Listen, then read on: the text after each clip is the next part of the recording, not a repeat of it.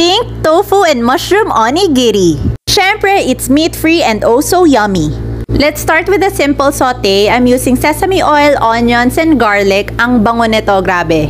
And I'm adding in crumbled tofu, pepper, and my favorite shiitake mushrooms. Ang bet ko talaga dito sa onigiri is you can add any filling you like depende sa taste and preference mo. I'm adding more seasoning. Bahala na kayo sa measurements ng ingredients. Just follow your heart and listen to the spirit. Now, set aside ko muna to while I prepare the rice. To achieve the bright pink color, I'll be using sekaya beetroot powder. I love this kasi sobrang nutrient-rich ng beetroot, kaya sobrang dami rin yung health benefits. Para ma-mold siya into triangular shapes, I'm dipping my hands in some water and salt. Then I'll scoop some beetroot rice and tofu mushroom filling into my palm. Tas pat-pat lang and then mold it like a clay. Ito na yung magandang opportunity to play with your food. Then wrap it with a sheet of nori. Pwede ka maging playful and creative dito. It's really up to you. This one I added black sesame seeds. And tara! Kawaii aesthetics! Oishi! Tara, kain!